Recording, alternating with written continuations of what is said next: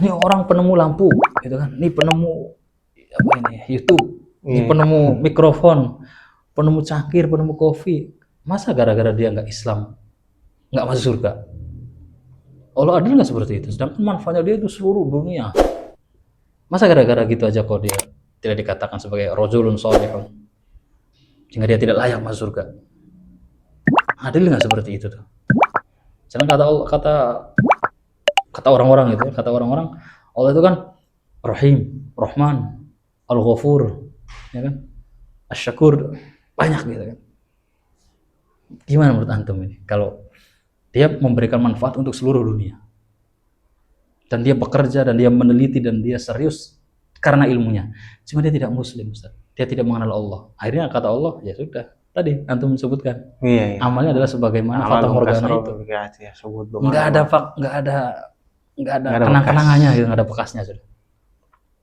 Gimana tuh menjawab problem seperti itu menurut antum?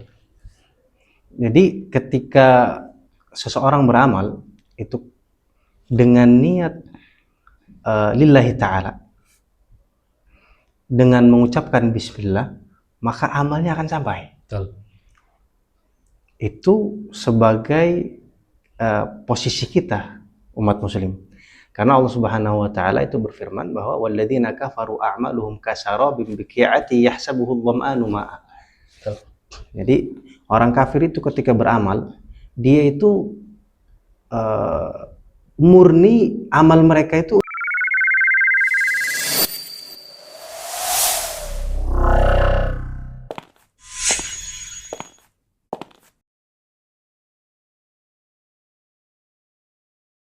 Tapi ingat Ustadz, kalau dalam konteks ibadah ya harus muslim dulu dong, gitu kan? Iya benar. Nggak boleh dia nggak muslim ibadah. Ibaratnya dia nggak ngerti, dia nggak meyakini yang memberikan pahala, kok dia minta pahala gitu kan? Nah itu kan susah gitu kan. Amaluhum kasarabin biqi'ah, jadi seperti jasa-jasa mereka ya seperti fata morgana ketika tidak. Terus apakah adil Ustadz? Kan banyak tuh. Iya gimana? Ini orang penemu lampu, gitu kan? Ini penemu apa ini? YouTube. Ini penemu mikrofon, penemu cangkir, penemu kopi. Masa gara-gara dia nggak Islam, nggak masuk surga? Allah adil nggak seperti itu? Sedangkan manfaatnya dia itu seluruh dunia. Masa gara-gara gitu aja kok dia tidak dikatakan sebagai rojulun solehun, sehingga dia tidak layak masuk surga? Adil nggak seperti itu tuh? Sedangkan kata orang-orang itu, kata orang-orang Allah itu kan Rahim, Rahman, Al-Ghafur, ya kan? Asy-Syakur, banyak gitu kan. Gimana menurut antum ini? Kalau dia memberikan manfaat untuk seluruh dunia, dan dia bekerja, dan dia meneliti, dan dia serius karena ilmunya. Cuma dia tidak muslim, Ustaz. Dia tidak mengenal Allah. Akhirnya kata Allah, ya sudah. Tadi antum sebutkan, amalnya adalah sebagaimana fata morgana itu. Nggak ada kenang-kenangannya, nggak ada bekasnya sudah. Gimana tuh menjawab problem seperti itu menurut antum? Jadi ketika seseorang beramal itu dengan niat lillahi ta'ala, dengan mengucapkan bismillah, maka amalnya akan sampai. Betul. Itu sebagai posisi kita umat muslim. Karena Allah Subhanahu wa taala itu berfirman bahwa walladzina kafaru a'maluhum kasarabin biqi'ati yahsabuhu dhama'anu ma'a. Jadi orang kafir itu ketika beramal, dia itu murni amal mereka itu untuk dunia, tidak lillahi ta'ala.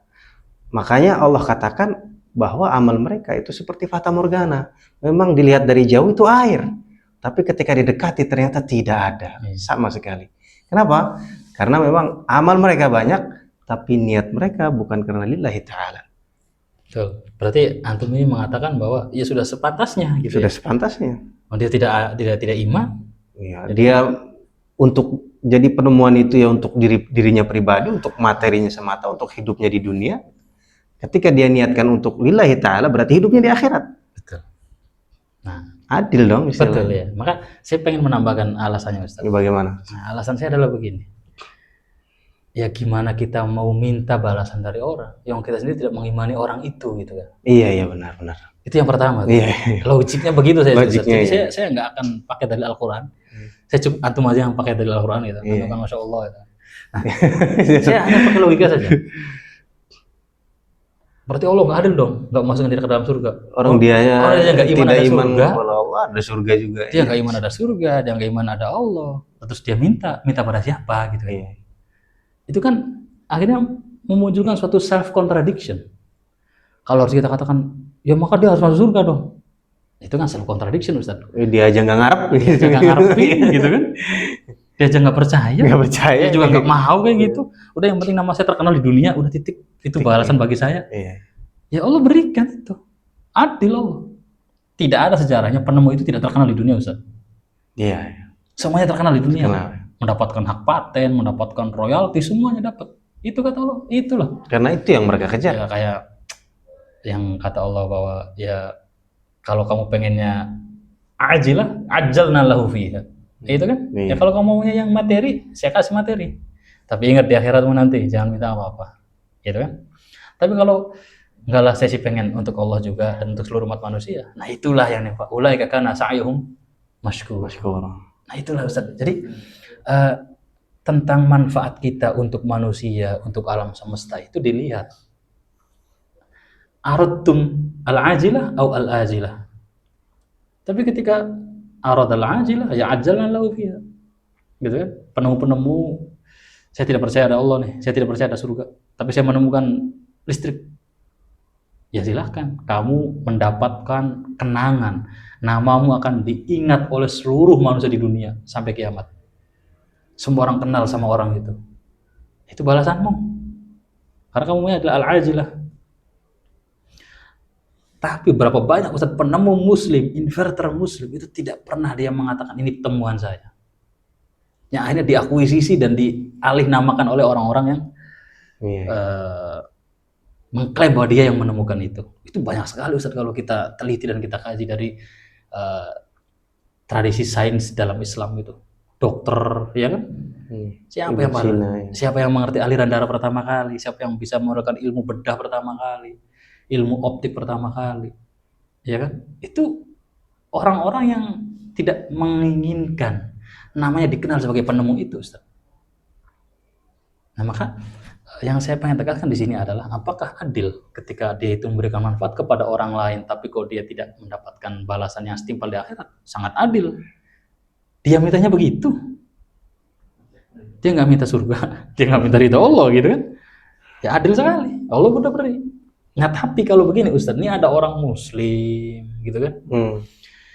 Dia itu ibadah wakal, dia itu iman pada Allah sampai akhir hayat dan dia menemukan sesuatu itu dan dia berharap bahwa dalam pertemuan ini saya mencapai ridha Allah, mendapatkan keberkahan dari Allah dan di akhirat tidak dibalas oleh Allah. Ya mungkin itu bisa kita pertanyakan Ustaz sebagai manusia gitu kan. Tapi untuk sebagai hak Allah ya kita nggak bisa ngapa-ngapain, murni hak prerogatif Allah itu kan. Allah mau kasih pahala, Allah nggak kasih pahala, nggak ada urusan. Saya nyiptain kamu aja pengen saya gitu kan, masa kamu punya tuntutan? Nah itu kan sudah tidak adil sekali. Maka ya kalau mau balasan di akhirat, imani dulu lah akhiratnya. Kalau mau dimasukkan surga ya imani dulu surganya gitu kan. Jangan sampai kita ini mengerjakan sesuatu yang tidak kita imani untuknya, tapi kita minta orang itu. Self contradiction, Ustaz. Kita pengen belajar, kita pengen ngajar Ustaz. Tapi tujuan saya adalah misalkan menjadi guru favorit, mendapatkan salary, mendapatkan honor yang paling tinggi. Tapi kita nggak takzim, nggak hormat sama yang piliki sekolah itu Ustaz. Dapat nggak kira-kira? Antum ngajar nih sekolah tinggi atau universitas yang keren sekali. Tapi antum nggak ikut pendaftaran, nggak ikut iman dengan rektornya, nggak nurut dengan aturan rektor. Tapi antum ngajar nih, ngajarnya di kelas, tapi ilegal gitu loh. Dapat duit nggak? Ya nggak dapat. Dapat sertifikasi nggak? Ya nggak dapat. Diangkat negeri nggak? Ya susah. Sama sekali, itulah sama gitu. Orang itu kalau mau meminta sesuatu, ya ada jalurnya, ada jalannya. Itu namanya sunnatullah gitu. Ya kalau mau kita pengen jadi pengusaha, ya harus masuk di bisnis yang legal, yang formal. Kalau nggak legal formal, penjara kita gitu kan. Iya. Begitupun kita menjadi tokoh pendidikan yang terbaik. Ya kita harus mengapply lamaran, gitu kan. Kita daftar, kita dites oleh rektor, kita diuji oleh HRD, gitu kan. Masuk, dapat absen, ada aturan, ada tata tertib, ada beban kinerja dosen, ada laporan kinerja dosen. Ini orang nih nggak percaya sama universitas, nggak percaya sama rektor, nggak percaya sama BKD, nggak percaya sama LKD, nggak mau laporan, maunya dia jadi profesor. Logika aja udah menolak, Ustaz. Gara-gara dia bermanfaat untuk semua orang gitu loh. Ya manfaatmu itu yang dirasakan oleh orang dan kamu mendapatkan nama itu. Tapi untuk mendapatkan gelar prof di depan, mohon maaf, kita ada jalurnya. Manusia aja logikanya jalannya seperti itu, Ustaz. Gitu kan? Apalagi ini surga loh. Iya benar. Mala ainun ra'at wala udhunun sami'at wala khatara ala qalbi bashar gitu kan. Maka pertanyaan-pertanyaan itu menurut saya adalah muncul dari kegelisahan-kegelisahan orang-orang yang dia itu tidak mengimani permasalahan itu gitu ya, tapi pengen mendapatkan setara gitu loh dengan orang yang iman tadi. Gitu kan? Karena James Watt-nya, Alexander Graham Bell itu nggak mengharapkan surga, Ustaz. Iya. Udah aja selesai dia mati gitu kan. Albert Einstein menemukan teori relativitas itu nggak mengharapkan surga dan ini adalah lillahi ta'ala. Enggak. Nah siapa yang mempermasalahkan itu? Orang-orang kita, Ustaz. Yang dalam berpikirnya itu sudah kerancuan teori westernisasi. Maksudnya seperti apa? Kayak kita memahami Islam tapi dengan filsafat barat. Memahami Al-Quran dengan hermeneutik. Ya kalau saya tanya hermeneutik itu di mana sih dibikin? Nah, itu filsafat barat. Gadamer gitu kan yang membuat itu. Bukan At-Tabari gitu kan. Bukan Ar-Razi. Malah jauh lagi ke sahabat. Nggak ada yang ngerti apa itu hermeneutik. Iya, gitu yang mereka justru menafsirkan dengan niat berbeda. Nah itu dia makanya. Seringkali kita itu terpengaruh kemasan, tapi kita tidak sampai meneliti isi. Ustaz. Kemasannya adalah Terlena dengan kemasan. Makanya pendidikan itu tidak hanya masalah medianya, tidak hanya masalah kaidahnya, tidak hanya masalah tujuannya, tidak hanya masalah metodenya, Ustaz. Tapi yang pertama kali harus kita ingat adalah pendidikan adalah sama dengan ibadah. Ya. Itu harus kita yakinkan dulu, harus kita bangkitkan dulu, harus kita kuatkan dulu bagi orang-orang yang pengen belajar. Kamu belajar ini ibadah nggak? Ya. Enggak, ya udah jangan jadi murid saya. Cari yang lain. Jadi belajar sama dengan kerja-kerja iman. Itu Ustaz. Gimana menurut antum kira-kira? Ya. Ya itu salah satu metode mencetak generasi unggul. Betul. Bahwa ketika belajar itu harus dengan niat yang benar, fasahihin niat qabla al-amal. Karena niat itu memang memiliki pengaruh amat sangat besar, signifikan sekali. Jadi wajar ketika seseorang belajar niatnya ingin kerja pabrik ya, kerja apalagi materi ya. Memang ada mungkin 1001 yang mencapai hal itu kan. Karena ambisinya mungkin. Tapi ya saya yakin mereka juga akan menemukan kekosongan dalam pencapaiannya istilahnya. Karena memang dibangun dengan niat yang rapuh. Karena begini sebenarnya saya tuh dulu awal-awal tuh belajar tuh ingin memiliki cita-cita ya, karena memang didorong oleh orang tua. Jadi belajar itu dengan harapan orang tua ingin saya menjadi dosen. Masya Allah, dan ini sudah terlaksana itu sudah. Nah, tercapai. Ya itu tuh. Ternyata setelah saya tanpa sadar ya saya telah mengajar dan memang tahapnya perkuliahan. Nah, itu ketika saya di fase itu saya memiliki tujuan lain. Jadi selain mengajar apa? Lebih bermanfaat lagi bagi bangsa dan negara. Dan lebih baik lagi. Gitu. Dan lebih baik lagi. Bahkan saya dulu sempat berpikir ingin menjadi donatur bagi pondok pesantren. Insya Allah. Ya itu, meskipun sekarang ekonomi berkata lain seperti itu, tapi ini adalah sebuah doa. Bahkan saya niatul mu'min khairu min amali. Iya, min amali. Bahkan saya sempat istilahnya terbesit dan sampai sekarang saya niat membuka usaha karena ingin memberangkatkan haji dan umroh orang tua. Amin, amin. Qarib, jadi dengan niat itu cita-cita saya untuk memperbaiki ekonomi, ya kan, akan berujung indah. Betul. Meskipun saya misalkan tidak tercapai, ekonomi saya tidak menjadi lebih baik atau ya begitu ya, tinggi, tapi insya Allah saya yakin dalam hati saya, niat saya akan dilihat oleh Allah Subhanahu wa Ta'ala. Tapi gini Ustaz, saya antum ini keinginannya Masya Allah ya. Tapi saya akan menguatkan keinginan antum ini dengan satu kalimat yang insya Allah kalimat ini antum hafal juga nih. Bagaimana? Man arada dunya Fa'alaihi bil ilm. wa man arada al-akhirah Fa'alaihi bil ilm. wa man aradahuma Fa'alaihi bil ilm. Itu sudah ditakdirkan Ustaz. Antum pengen jadi donatur pendidikan, ilmunya dulu yang harus ada. Iya. Gitu kan. Antum pengen memberangkatkan umroh dan haji orang tua, ilmunya dulu harus ada. Itu janji Allah. Arada dunya fa'alaihi bil ilm. Karena begini Ustaz, saya meyakini bahwa orang yang berilmu dan dia tidak menghilangkan dimensi ibadah, itu yang tanggung jawab itu Allah Ustaz. Iya benar. Bukan rencananya dia, bukan tujuannya dia, bukan rektornya dia, tapi Allah nih yang bimbing nih. Masa sih ada umatku ini, ada ciptaanku yang Masya Allah banget, kok saya nggak bantu gitu. Iya benar. Allah yang pegang gitu. Itu sih skenario Allah lah, itu janji Allah itu sih. Yang jelas kita harus optimis. Keinginanmu, cita-citamu Ustadz, insya Allah qorib, pasti itu terjadi. Tapi sekarang saya belum menemukan Ustadz. Ya, baru setahun. Nabi aja membentuk masyarakat Muslim peradaban 20 tahun Ustadz. 20 tahun ya benar. Jadi kita tidak ada alasan untuk mengatakan wah saya kayaknya nggak bisa, nggak bisa. Nabi 23 tahun Ustadz membangun peradaban Islam di Madinah. Setelah itu apa? Masya Allah kan? Ya dan itu tidak mudah. Dan itu tidak mudah. Awal perjuangan Nabi kan sama aja gitu, ekonomi, macam-macam gitu. Maka saya begini Ustadz, saya ingin kembali lagi bahwa tadi dimensi ibadah itu, itu sangat penting, apalagi dalam pendidikan tinggi Ustadz. Karena begini, saya tuh ada satu mungkin impian ya atau imajinasi nanti orang yang berpendidikan tinggi itu nanti dia akan menjadi gelar sarjana, tapi bukan sarjana pendidikan, sarjana ekonomi, sarjana istri solihah gitu loh Ustaz. Oh. Sarjana anak berbakti gitu loh. Iya. Jadi akhirnya tersertifikasikan gitu loh. Dunia akhirat. Istri solihah, jurusannya sekolahnya ini nih. Itu di Mahadali Ustaz. Iya. Insya Allah itu di Mahadali itu. Yang mendidik orang itu tidak hanya dari materi, tapi apa? Ruhan dan ibadah juga.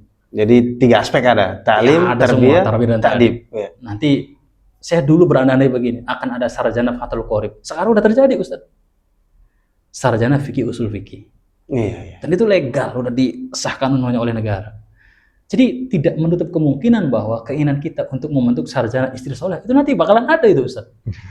Atau sarjana anak berbakti, sarjana khotib Jumat itu saya yakinnya itu pasti ada itu Ustaz. Karena mungkin kita berpikir 2010 Ustaz, tahun 20 tahun yang lalu, kita tidak akan berpikir bahwa akan ada sarjana Fathul Qorib, itu nggak akan terpikir Ustaz.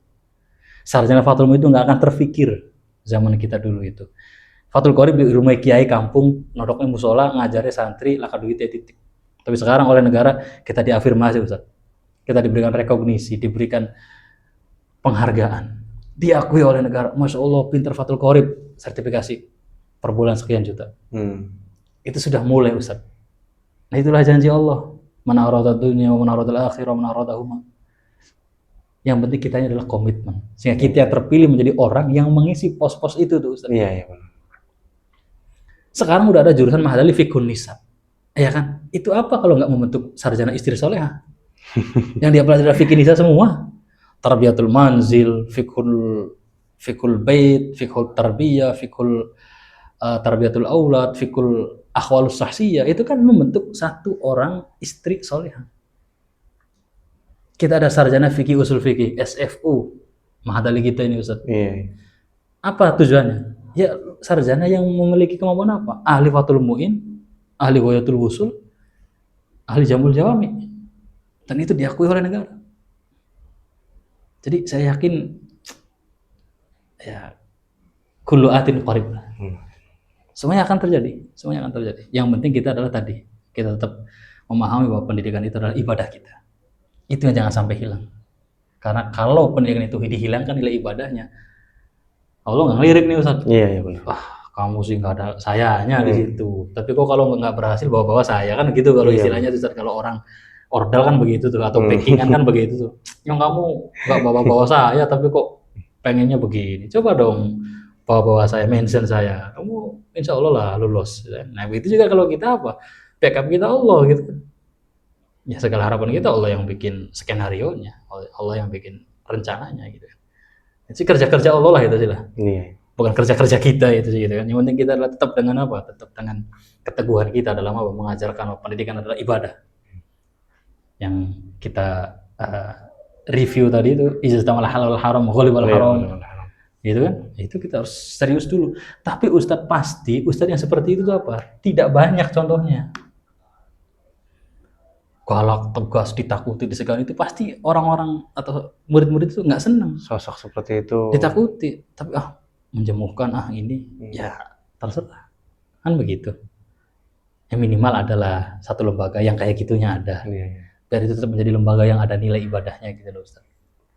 Meskipun yang lainnya ngajar, nyanyi gitu kan. Ngajar sambil ini gitu kan, sambil cerita, sambil lawak dan lain-lain itu ya mungkin nggak masalah juga. Tapi kan yang Mbok Yo jangan semuanya begitu ya. Masa 120 menit kayak gitu semua isinya. Itu kan berarti kan tidak sesuai Ustaz.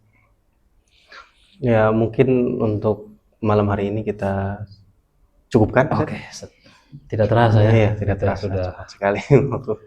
Hampir berapa puluh menit ini Ustaz. Dalam tema pendidikan saja ini Ustaz. Ini masih dalam satu dimensi Ustaz. Pendidikan saja, belum ke metode, belum ke tujuan, kaidah, kurikulum, itu belum Ustaz. Baru dari filosofi pendidikannya saja ini Ustaz. Ya semoga kita tetap sehat, tetap ada waktu, tetap bisa membersamai pemirsa Jalan Terang. Iya. Jalan Terang. Biar yang lihat YouTube ini dapat keterangan, minimal dapat keterangan. Kalaupun hidupnya belum terang, gitu. Minimal ada keterangannya dulu lah. Ya tugas kita, kewajiban kita menyampaikan. Adapun hidayah itu Allah. Fa innaka lan tahdi man ahbabta walakin Allah yahdi man yasha. Demikian saya ucapkan terima kasih kepada pemirsa Jalan Terang yang telah mengikuti channel kita. Jangan jenuh dan bosan untuk selalu menimba ilmu. Kita sama-sama belajar dan ini adalah apa yang diwariskan oleh Rasulullah SAW ya. Sekian, saya ucapkan terima kasih. Wallahu a'lamu bishawab.